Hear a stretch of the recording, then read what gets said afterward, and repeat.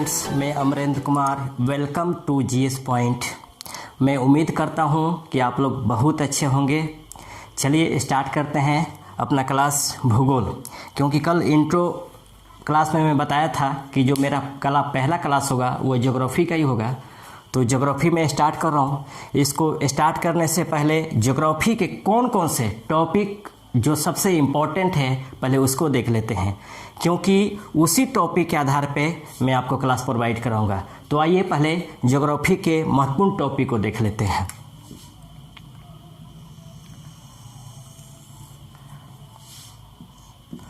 महत्वपूर्ण टॉपिकों में सबसे पहले है खगोल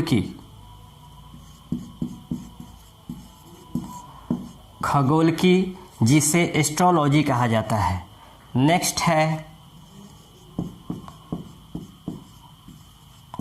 भौतिक भूगोल, फिजिकल ज्योग्राफी से कहा जाता है। फिर नेक्स्ट है आर्थिक भूगोल,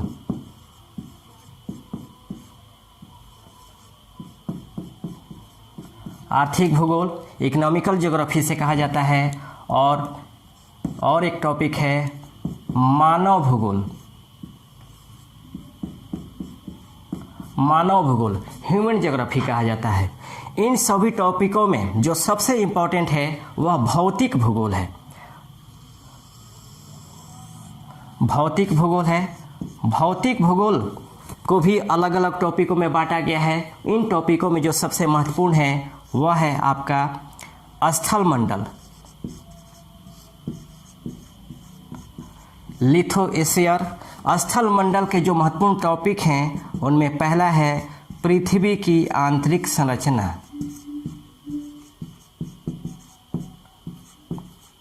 पृथ्वी की आंतरिक संरचना। इसके बाद है चट्टान। नेक्स्ट भूकंप, उसके बाद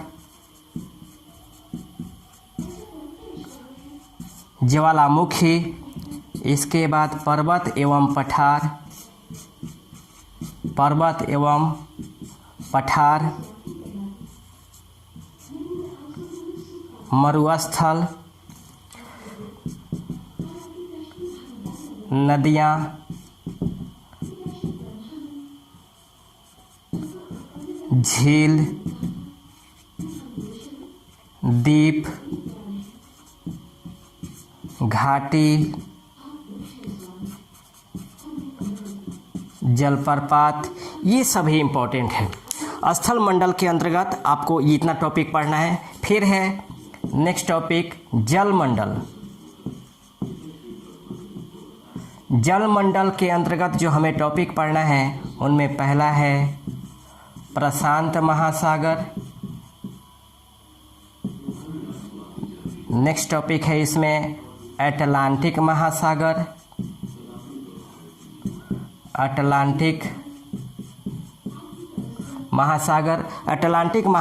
को अंध महासागर के नाम से भी जाना जाता है। तीसरा इसमें पढ़ना है हिंद महासागर और चौथा इसमें पढ़ना है आर्कटिक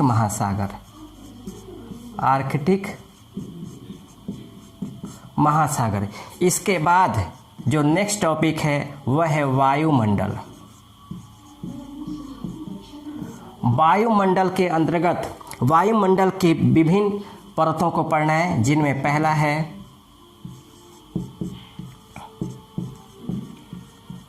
क्षोभ मंडल, दूसरा है समताप मंडल, तीसरा है मध्य मंडल, चौथा है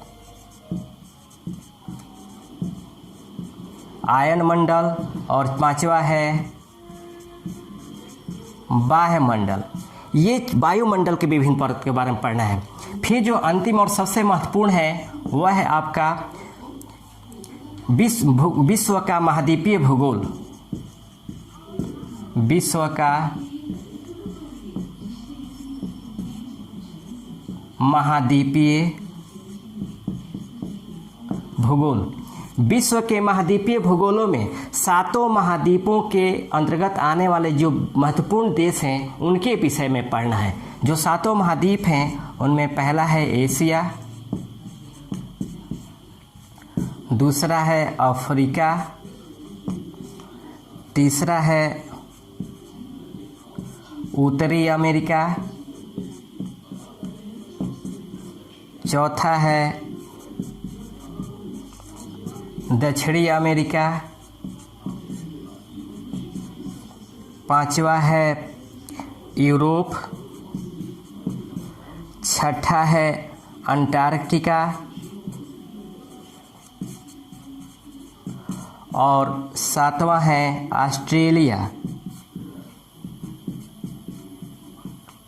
ऑस्ट्रेलिया।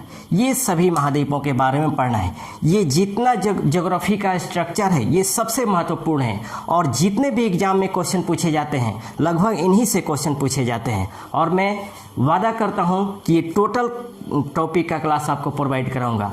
इन सब में जो सबसे महत्वपूर्ण जो क्वेश्चन पूछे जाते हैं उनमें बीपीएससी, एसएससी, रेलवे इत्यादि इन सब के लिए, इन सभी एग्जामों के लिए ये सबसे इम्पोर्टेंट टॉपिक है। तो चलिए सबसे पहले इन स्ट्रक्चर को आप एक स्क्रीनशॉट ले लीजिए, उसके बाद हम भूगोल एक इसके अवधारणाओं का हम पढ़ाते हैं। ओके,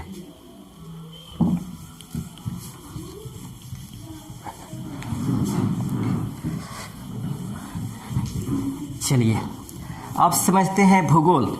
भूगोल आखिर है क्या, क्योंकि इसके इंटरनल जितने भी टॉपिक हैं उनको पढ़ने से पहले एक भूगोल के सामान्य परिचय हम जान लेते हैं कि आखिर भूगोल है क्या। भूगोल को भी एक विज्ञान का ही भाग माना जाता है।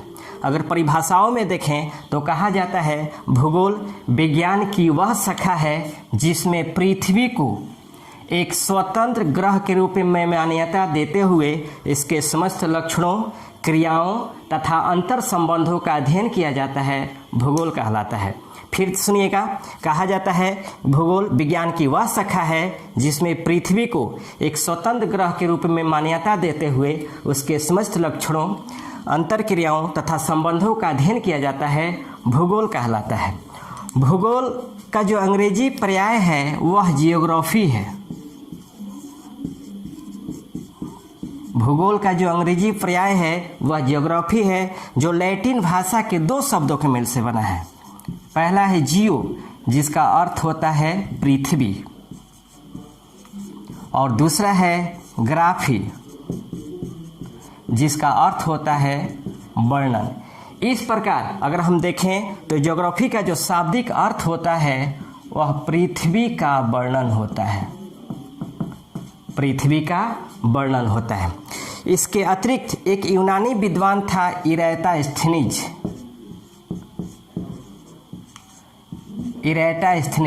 सबसे पहले इरेटास्थनीज ने ही भूगोल के लिए जियोग्राफिका शब्द का प्रयोग किया था।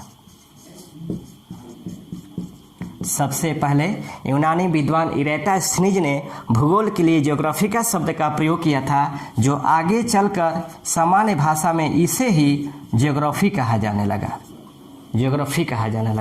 इसके अलावा एक और विद्वान था हिकैटियस।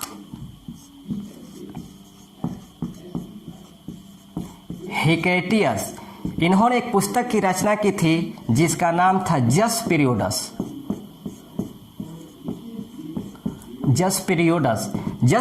का भी अर्थ था पृथ्वी का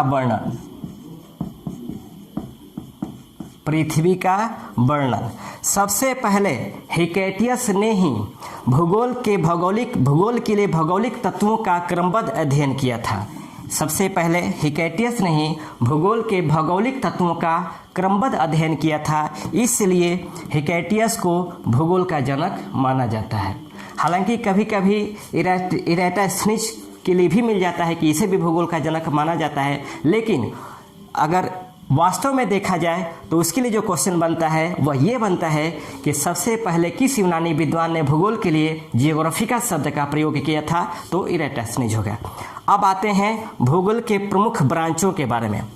क्योंकि इसके प्रमुख ब्रांच और उनके जनक को देख लेना भी आवश्यक है, क्योंकि ये भी क्वेश्चन पूछ दिया जाता है। तो आइए सबसे पहले भूगोल के अलग अलग ब्रांच और उनके जनक के बारे में देख लें। इनमें पहला है आधुनिक भूगोल का जनक। आधुनिक भूगोल का जनक, आधुनिक भूगोल का जनक माना जाता है अलेक्जेंडर वान हम्बोल्ट को। अलेक्जेंडर वान हम्बोल्ट को इन्हें आधुनिक भूगोल का जनक माना जाए। नेक्स्ट है भौतिक भूगोल का जनक। भौतिक भूगोल का जनक, भौतिक भूगोल का जनक माना जाता है पोलिडोनियस को।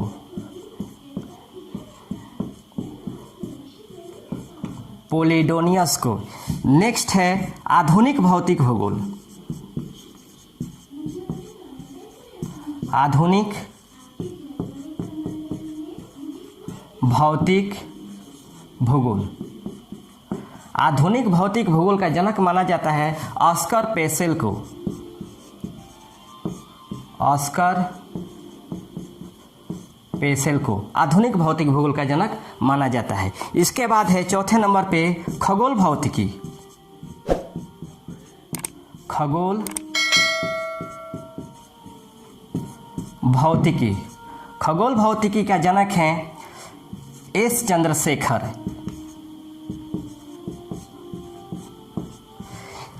खगोल भौतिकी का जनक एस चंद्रशेखर को माना जाता है। इनका पूरा नाम है सुब्रमण्यम चंद्रशेखर। उसके बाद पांचवें नंबर पे है आधुनिक खगोल शास्त्र।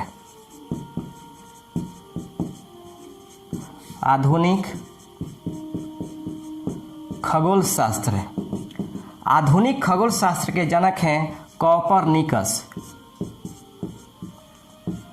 कॉपरनिकस। इसके बाद छठे नंबर पे है मानव भूगोल का जनक। मानव भूगोल का जनक, मानव भूगोल का जो जनक है वह माना जाता है फ्रेडरिक रेटजेल को। फ्रेडरिक रेटजेल को। इसके बाद सातवें नंबर पे हैं ऐतिहासिक भूगोल का जनक। ऐतिहासिक भूगोल का जनक, ऐतिहासिक भूगोल का जनक माना जाता है हेरोडोटस को। हेरोडोटस को। तो ये सभी अलग अलग ब्रांच और इनके अलग अलग जनक हैं। इसके अतिरिक्त सबसे पहले विश्व मानचित्र का निर्माण किया था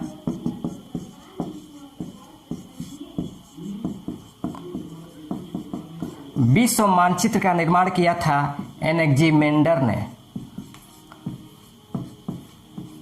एनेक्जीमेंडर ने। और विश्व ग्लोब का सबसे पहले निर्माण किया था मार्टिन बेहम ने। मार्टिन बेहम, सबसे पहले मार्टिन बेहम ने विश्व ग्लोब का निर्माण किया था। और भारतीय मानचित्र का निर्माण, भारतीय